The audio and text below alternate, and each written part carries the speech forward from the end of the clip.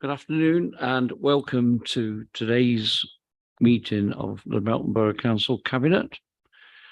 Members are reminded that we will be using the audio-visual system this afternoon, and the meeting will also be streamed live on YouTube. Members are asked to physically raise their hands in the usual way to indicate they wish to speak and to use their microphones when speaking for the benefit of all present.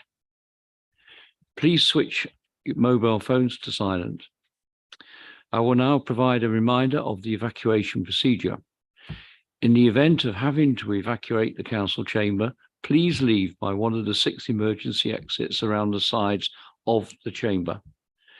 Please assemble at the far side of the front car park, nearest to the park entrance. Officers will be on hand to assist persons who require assistance. There is legislation that allows the public to film, record, or use social media at a council meeting.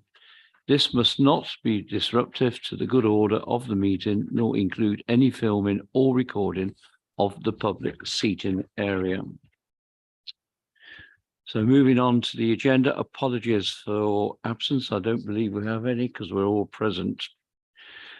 Item 2, minutes, to confirm the minutes of the cabinet meeting held on the 14th December 2022. I'm happy to move those, and I looked for a seconder. Second, Mr. Leader. Thank you, Melise. So confirmed and approved. Any amendments from anyone otherwise? Moving on, declarations of interest. I have a personal interest due to being a county councillor, and this is on record for any matters which relate to Leicestershire County Council.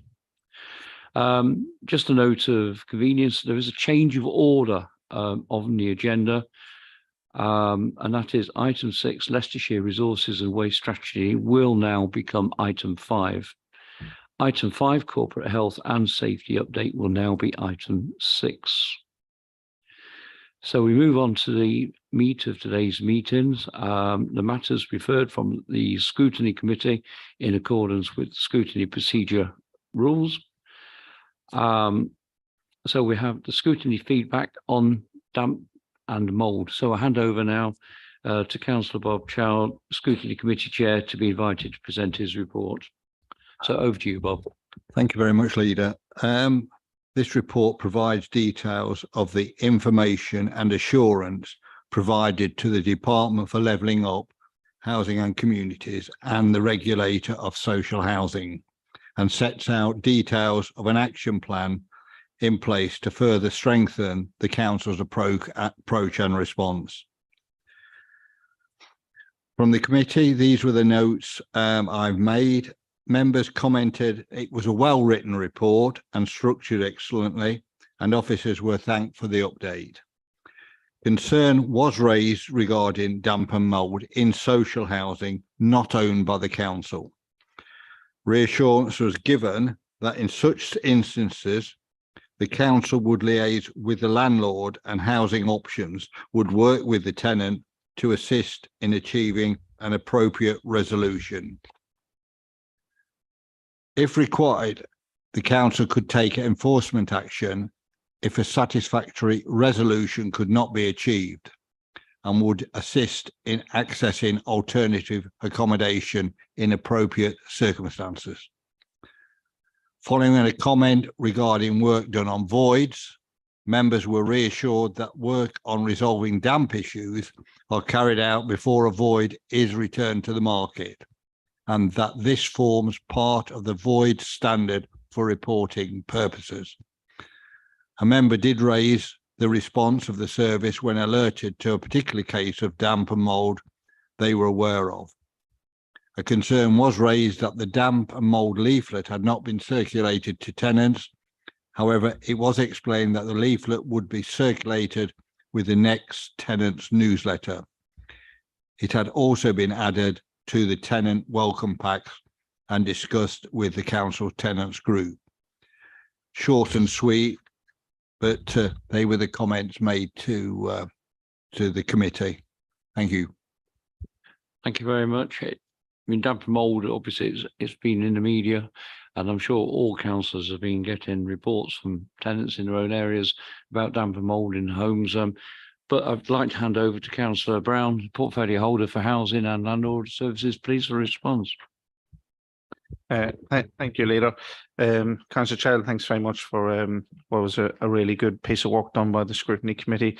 I think it's really just to reiterate what the Scrutiny Committee said is that, and the commitment that the officers have made is that if anybody has got damp or mould in their homes or condensation issues, report it to us, and we will go and deal with it.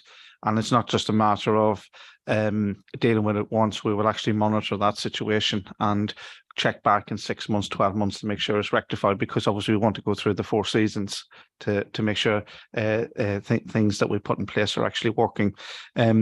But some really good comments, Councillor Child, from the committee, some stuff that we've taken on board, implemented, and especially the comment about making people more aware of how to report things. So I'd like to thank you and your committee for that. Thank you very much, Councillor Brown. So the recommendation is to note, so there's no vote required, so that the Cabinet agreed to have regard to the Scrutiny Committee feedback. Okay. Thank you very much.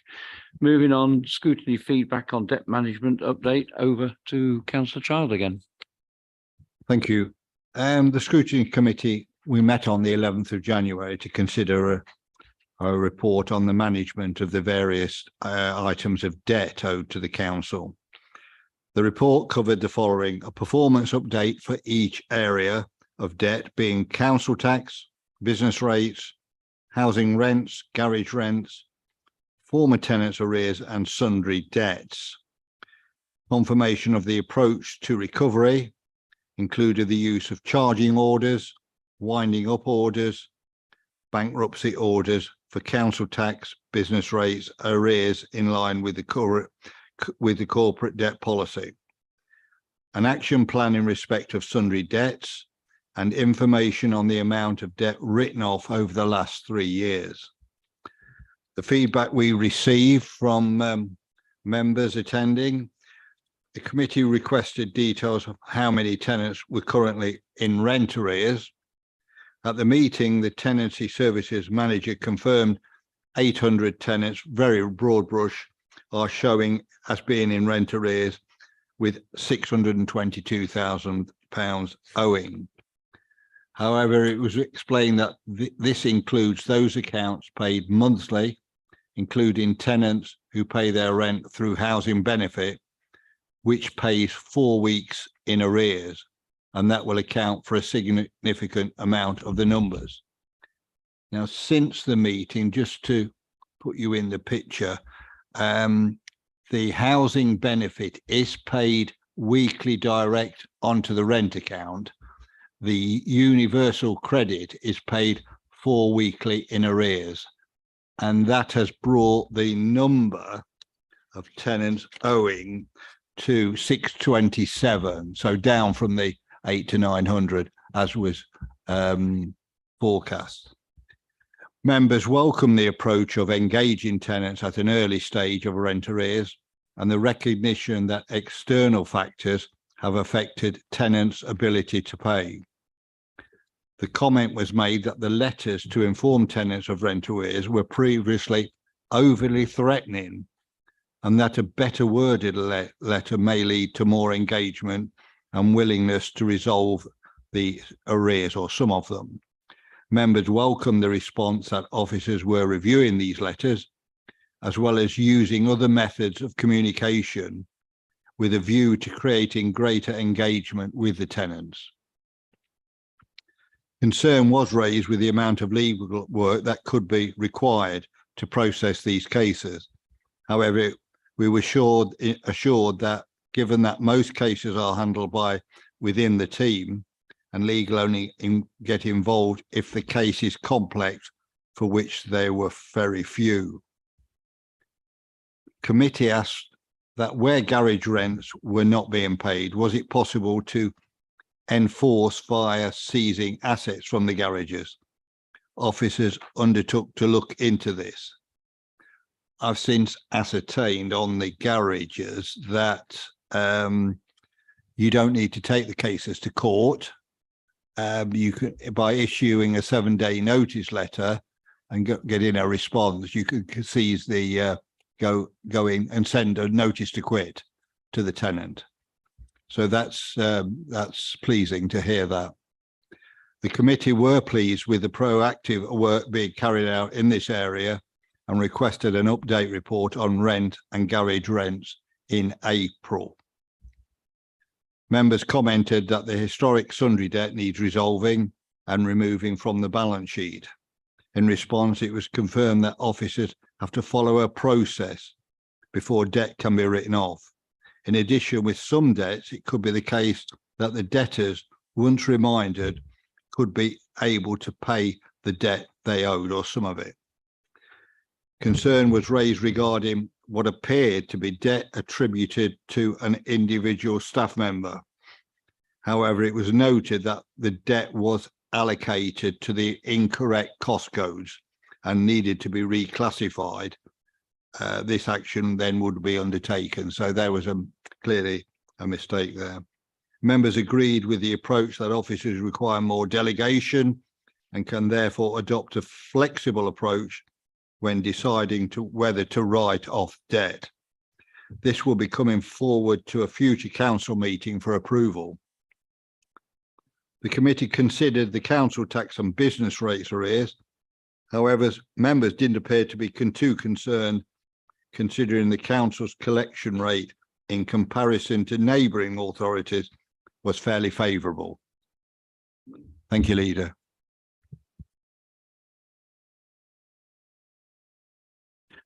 Thank you very much, Councillor Child. Obviously, you had an in-depth investigation into debt management, important to financial health of the council. I'm going to ask Councillor de Boer, portfolio holder for corporate governance, finance and resources, for a response, please. Thank you, Leader.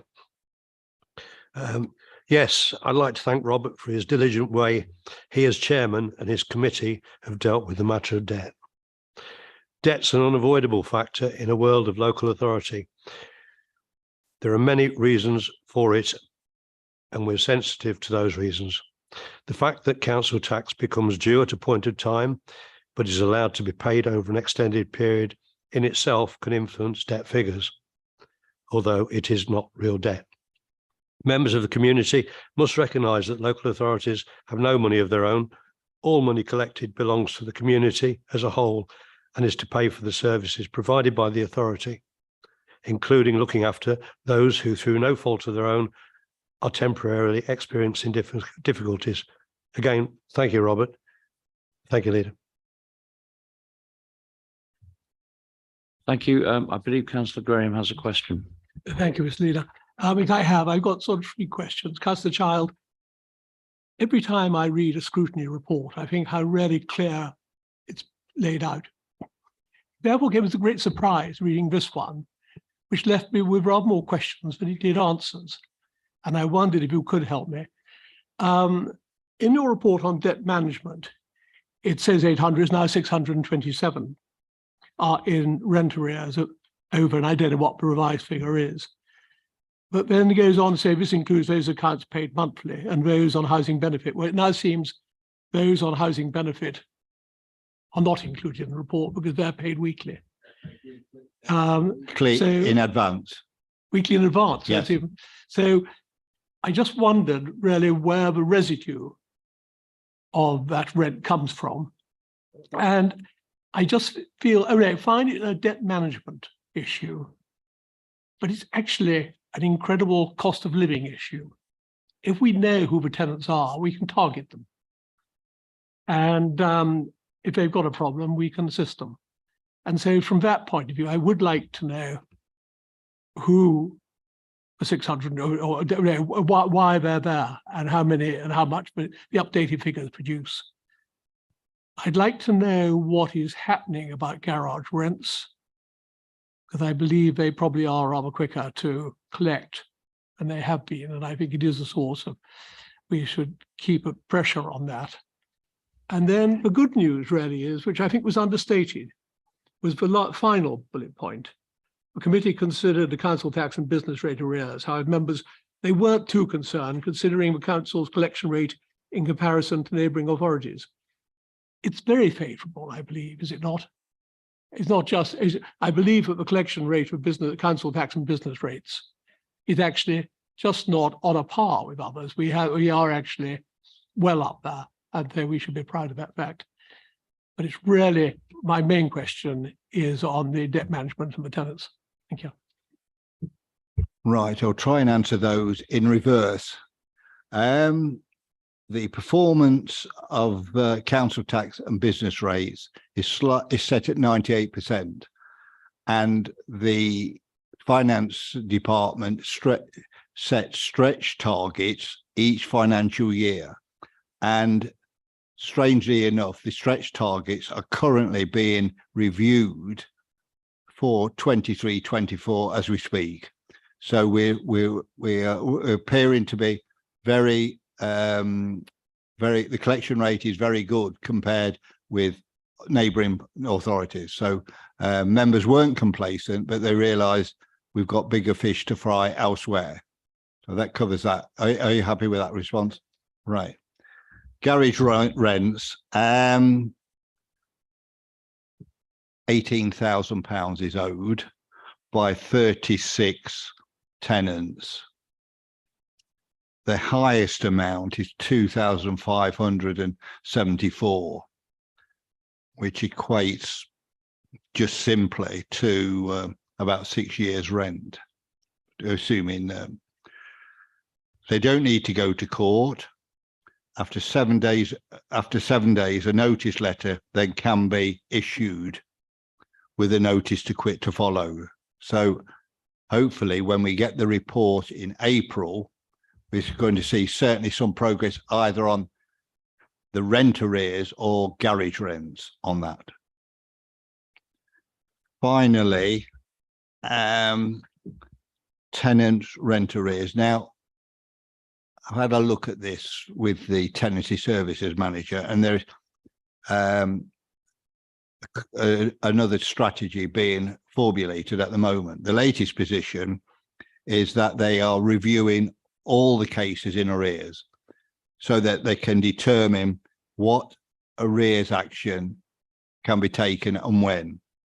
And then they're going to contact all of those that are not paying their debt that they owe. They're going to target initially the higher arrears, which is natural, by calling or sending letters, whichever way they can get to open a conversation with them about clearing the debt, either by paying lump sums off or getting an arrangement plan that they can afford. Because we all know the cost of living is testing everyone at the moment. The Income and Tenancy Sustainment Office is making it very clear what will happen if they fail to keep these arrangements. And also with the lower level arrears, she's sending out letters to drive engagement to prevent them from getting any higher.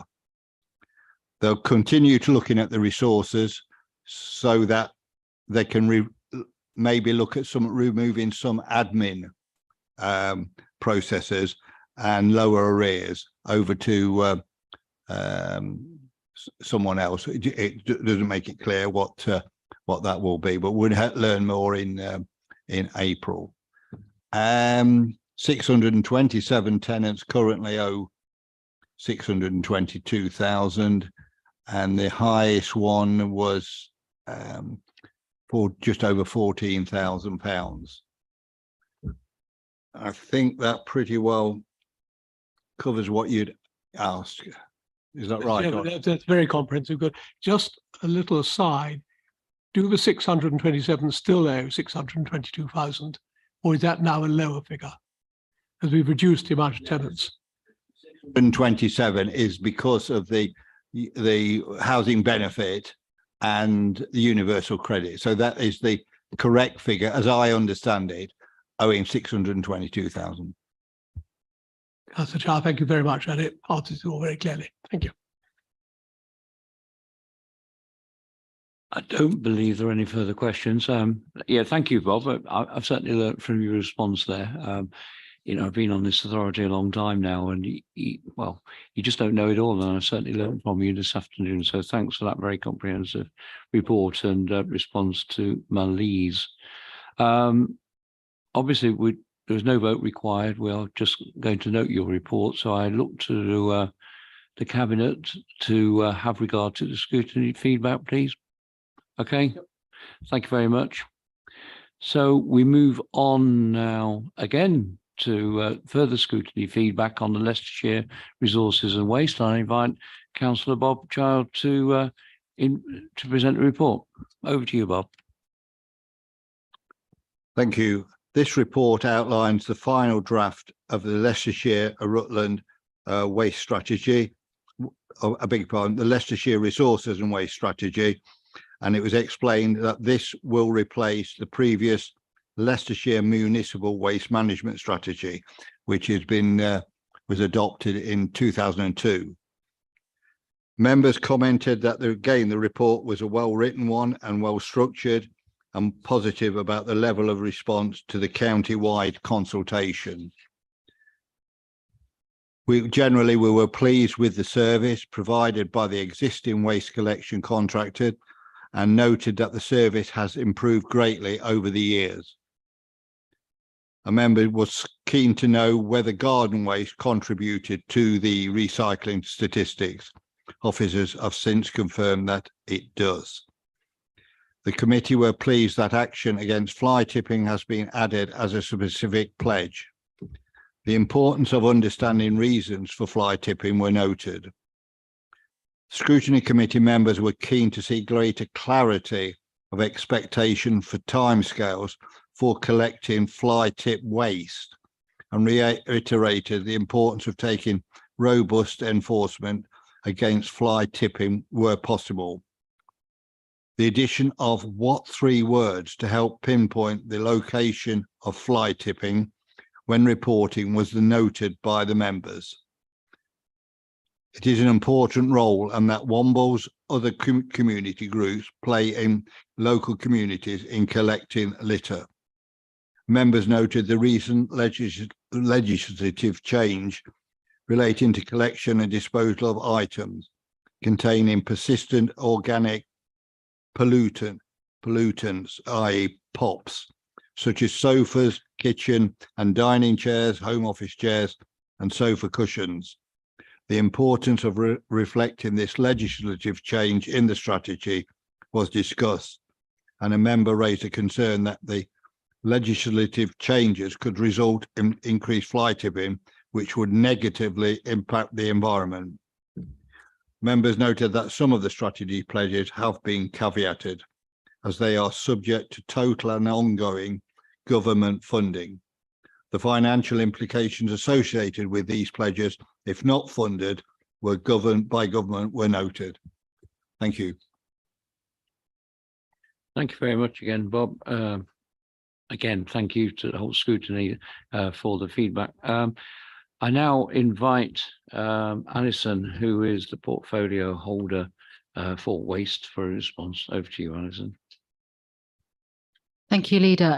I'd like to say thank you to Bob, the committee chairman, and also to the scrutiny committee. Thank you for my invite to the scrutiny committee, where I heard firsthand the discussion and feedback regarding the waste strategy, and note the comments that were made by scrutiny, and I'll be referring to them directly when we hear this waste strategy report, draft strategy, later in the meeting. Thank you. Thank you very much. Yeah, and my personal thanks to all the work you've been obviously doing, Bob. 3 reports, it's quite a heavy load on the scrutiny committee. So thank you to all your members too. I'm very happy to move the recommendation that the Cabinet agree to have regard to the scrutiny committee's feedback. Okay, I confirm that the Cabinet have noted your report, Bob. Thank you very much. We now move on to item 5, which is the Leicestershire Resources and Waste Strategy. And I invite the Director of Housing and Communities to summarise the report. So over to you, Michelle. Thank you. Thank you very much. So this report sets out the final draft of the Leicestershire Resources and Waste Strategy for the period 2022 to 2050. And just to confirm, this replaces the previous Leicestershire Municipal Waste Management Strategy, which members will have adopted back in 2002. As you heard,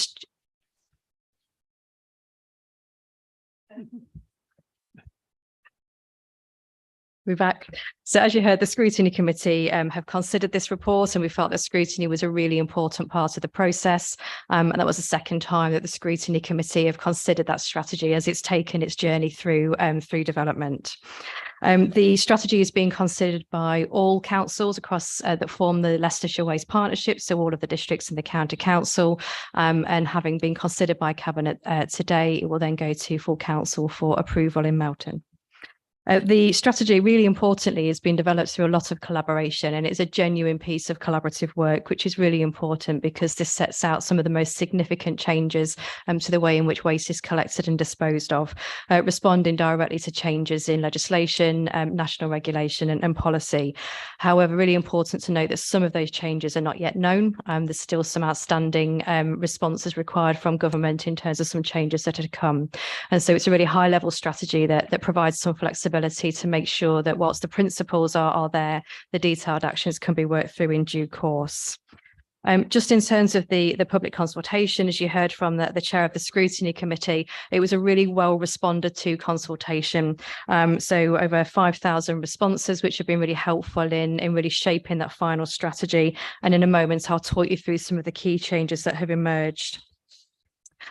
So what this strategy does, it sets out a broad direction for development of services in the future, but really importantly is the continued role of the Leicestershire Waste Partnership, so that further work is done before any major changes are introduced, and the implications of those can be considered on a case-by-case basis as required.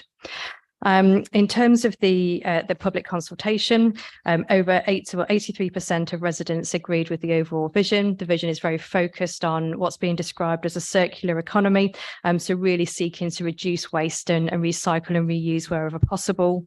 And some of the key things that came from the public consultation, particularly, was around fly tipping, and that's a really important one, and certainly something that was discussed at length with the Scrutiny Committee. And what that has led to is an additional pledge being added to the draft strategy, specifically around addressing fly tipping and making sure that the boundaries and district boundaries are not necessarily a barrier for how we learn from each other and move forward with that. So there is an additional pledge, which you can see in your report as pledge 2, section 10 of your report. And the other important thing to note is that through ongoing work between partners, some of those pledges, as the chair of the Scrutiny Committee said, have been caveated because they are dependent on full and ongoing government funding, because otherwise there could be significant implications for councils to implement, and that relates specifically to green waste and to food collections. So there is an action plan, and that will continue to be developed. The partnership will continue to work together, and that is going to be really important. And as I say, following this evening, subject to your approval, the report will be considered by full council. Finally, I just want to draw members' attention to the risk section of the report, because I think it's really important. Just to recap again, the partnership is doing all it can to prepare for regulatory and legislative change, and the one of the recommendations for this evening is just to give myself, with the portfolio holder, the flexibility to support any further changes that need to be made. But the affordability of implementing any of those changes without significant government funding could be a risk, and that's something that we have flagged, and we've worked hard as a partnership to mitigate as far as we possibly can. So I think I'll stop there. Thank you, Leader. Thank you very much, Michelle. I now hand over to the portfolio holder for climate access and engagement, Councillor Freer, to move the recommendation. Thank you, Leader. I'm pleased to support this strategy, and whilst we move forward at a time of uncertainty, it's right that we are partners across the county. We are our partners across the county to progress this strategy adoption. While we await the outcome of the government consultation and any future regulatory policy or legislative changes, you will see that this report forms a high-level strategy. It sets out a clear framework through some key principles and includes a number of pledges. These have been developed and refined by the Leicestershire Waste Partnership through collaboration and, importantly, informed but also by public consultation. It's really clear when you read the draft strategy, the final copy, that the key messages and the data that's come from the survey consultation has made its way into the report, as you see from the final pledges when you look at the fly tipping part of the report. Some of the pledges that we know that we're awaiting the final information from the government in terms of the food waste collection and also garden waste disposal, that they are a risk to finances, and these pledges being caveated means we would be awaiting funding from the government before we're able to enact those changes if they're going to come in. You may be aware that our neighbours in the Harbour District Council have an excellent track record for tackling fly tipping, and is certainly best practice we are seeking to learn from. As you heard earlier, our scrutiny chair also noted that the committee recognised the value of groups such as Wombles in supporting and with addressing litter in the borough, and I extend my thanks to them also. And I think it's important to reiterate that what three words was very high profile in some social media platforms, and that's something that's being adopted so that we can collect the waste quickly and efficiently. Anything from litter being collected and fly tipping also. The strategy is particularly relevant in the context of sustainability, climate and environment, and want to remind members of the vision of the strategy to work towards a circular economy and contribute towards achieving net zero carbon by 2050 in Leicestershire. This means fully embracing the waste hierarchy by preventing waste and keeping resources in circulation for as long as possible through reuse, repair and recycling to realise their maximum values whilst minimising environmental impacts. This is in line with our climate environmental commitments, and I look forward to working with officers and the Waste Partnership to further develop the actions needed to deliver on our pledges in a meaningful and affordable way. The two go hand in hand, looking after the environment, collecting the waste, making sure it's done properly. They work closely and both fall within my portfolio. And I know officers are working really hard on both aspects, have spent a lot of time putting this draft waste strategy together, and also working really, really hard on the climate emergency strategy as well. I've noted the feedback from Scrutiny Committee in relation to the persistent organic pollutants. Put simply, a regulatory change introduced very short notice, and we were able to react quickly and dispose. And the way we dispose of certain materials, such as sofas, chairs and sofa cushions, now require incineration. We will ask the Waste Partnership to consider how this and any future changes are embedded into the strategy. And I know that teams have acted swiftly to ensure that we respond appropriately. So with that, I am pleased to move the recommendations and the recommendations to Council as detailed within section 2 of the report fall under 2.1 and in 4 parts, 2.1, 0.1, 0.2, 0.3 and 0.4. So happy to move them, Leader. Thank you very much, Alison. Yeah, a great report and a great response from you, Alison. Certainly the people I talk to in my own area, fly tipping must be one of the most annoying things of all. Yeah, only today I came past it. It's one of the country roads around Old Alby, and there was a fridge stuck there, doors open and just rotting away. And of course it falls to this council to pick it up. Yeah, it's a very selfish way of getting rid of a fridge, isn't it, really, at the end of the day? But yeah, so I welcome this report. And I'm happy to second the recommendation. Are there any comments at all from any other members? So Alison has moved the recommendations, and I've seconded it at 211, 211, 212 and 213, 214. Ask you all to vote, please. Those in favour? Noted. Thank you very much. We move on to now item 6, which is corporate health and safety update. And again, I invite the Director for Housing and Communities to summarise the report. Over to you, Michelle. Thank you. Thank you very much. So members will know that the council has a really wide range of health and safety responsibilities, and that really reflects our role as an employer, a landlord and a public body delivering a wide range of services. It's really important that we keep that under review and that we take opportunity to reflect and then to provide assurance to you as members, but also focus on our plans for continuous improvement. So that's what we seek to do through this annual review. It's informed by a workshop that's been held with colleagues and a review of the activity over the last 12 months in particular. And the same report will be considered by our joint staff working group tomorrow. If you look at section 4 of your report, details some of the key achievements over the last 12 months. And I think that's really important to reflect on the significant progress. It's been a really intense period of work for our teams. We've been really well supported by the portfolio holder also, just to make sure that we can really get on top of the foundations and make sure we've got a really robust and strong approach to health and safety across all that we do. So we appointed our health and safety advisor about 18 months ago now, and she's become really embedded into everything that we do. And it's really pleasing to hear some of the feedback about the difference and the consistency of approach that's in place. There are a few things that I just want to draw members' attention to in terms of some of the key headlines and achievements over the last year. The first is rebuilding and refocusing a health and safety policy. Rather than being a long health and safety policy document, it now forms a manual with 3 distinct components. So a clear statement of intent, which is a requirement for us to have in place and to make available. Real clarity around roles and responsibilities from our staff through to our elected members, and then a range of safety management standards which form a toolkit that can be used for the organisation to reflect the things that were being done.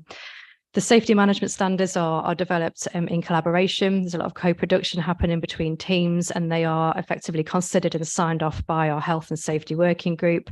We've signed one off again today with the portfolio holder support, and it's been a really positive discussion in doing so. The other really important thing, just to bring some members' attention, is how we're seeking assurance around compliance and really sort of sense checking if the things that we're saying we're doing are really making a difference. And there are some examples within the report for you today. The first of those just goes back to the landlord health and safety audit that was carried out in July 2022. The council had a difficult history around landlord health and safety and has made remarkable improvements. And I'm really proud to see those reflected in this report here, which show that we have substantial controls in place and a good level of compliance. And that's something that we're working really, really hard to maintain. And that features heavily within our health and safety working group, and our colleagues are working really closely together. The next is that we had a spot check of our COVID-19 compliance, just to make sure that we were creating safe arrangements for our staff and our visitors. And we received really positive feedback. And what was clear in there, that there was very clear support and direction from members, from the senior leadership team, and that our staff were following those. And then the other one is a more recent one, which is around the external request, which you heard referred to earlier from the scrutiny chair around damp and mould management in our properties. And again, we've taken a really good look at that to make sure that what we're doing is right and is keeping our tenants safe. And I've been very pleased to be able to provide that assurance to the regulator, and all of that forms part of that bigger picture. If I can just draw members' attention to section 8.1 of the report, just wanted to be clear about some of the things that we need to be focusing on over the next 12 months. The main thing is just to make sure we continue to progress those safety management standards. So we've dealt with the highest risk and the most important first, but we need to continue with moving all of those forward so that we have a full suite of safety management standards. There'll be some minor changes around where information is positioned, how it's communicated to staff, just responding to some feedback that we've had. There will be follow-up audits completed on all of our assets and in all of our services, just to make sure that we really embed and check that the right arrangements are in place across the organisation. And we will also make sure that we've got sufficient resilience and ability to respond to the government protect duty. And then we also will make sure that we're just focusing on stress within the organisation. So one of the recent changes we've made within the Health and Safety Working Group is to really consider, the impacts of stress on health and safety of our workforce. And that's something we now pick up as a regular thing. And I know that our HR colleagues are keen to do a stress audit within the organisation, which will be important. So I hope that's a helpful summary, and it's something we will do every year. And it's certainly been a really positive experience for our teams to be involved in a review so far. So thank you. Thank you very much, Michelle. I now invite the portfolio holder for corporate governance, finance, resources, Councillor Bell, to move the recommendation and provide any further introduction. Thank you. Thank you, Leader. Thank you, Michelle. Very comprehensive run through the process that we've been going through. Excellent. And thank you to Joe as well. Colleagues, one can always learn something new. In 1964, when I was managing a production line in the largest meat processing plant in Europe, no one talked about health and safety. In fact, you'd be shocked by what did go on. Unofficially, it was to keep the plant going at any cost. 10 years later, in 1974, the first Health and Safety at Work Act was introduced, which opened up a Pandora's box of rules and regulations designed to protect the employee against unscrupulous employers, and it faced quite a bit of ridicule. About a year ago, almost 50 years later, Joe joined us, and I was introduced into the modern world of health and safety, one where it's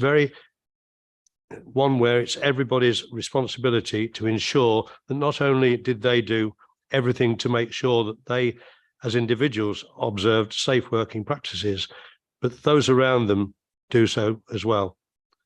It's a massive subject area and a massive task to achieve the change in mindset.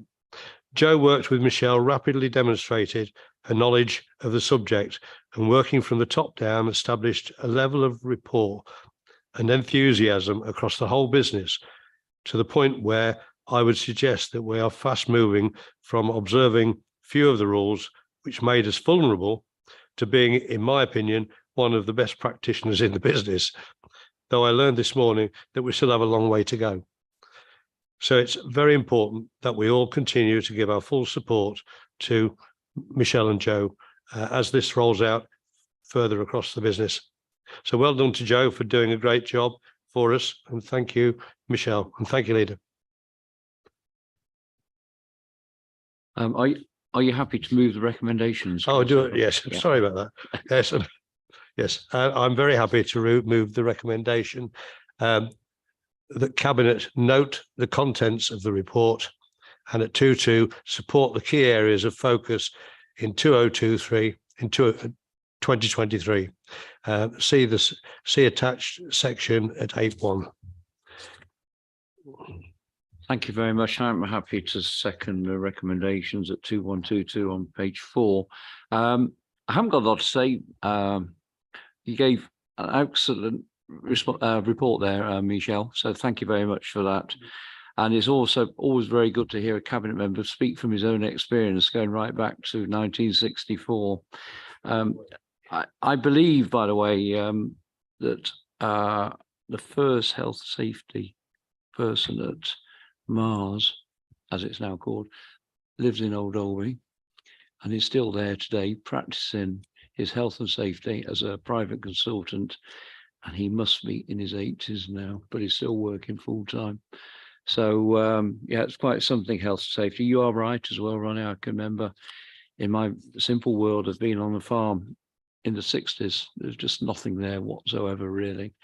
And then slowly but surely accidents started to happen as machinery moved on, and quite rightly, everyone has to take responsibility, as you said. So thank you for that. Now, are there any other comments to make on this report before we move to vote? They've been moved by Councillor de Burgh, they've been seconded by myself. Ask you all to vote. Thank you very much. Noted by democracy. I believe that brings us to the end of today's meeting. I look to the Chief Executive. He nods yes. So thank you to all the officers and members and anyone who's taking the time to listen to this meeting or the recording. So thank you very much.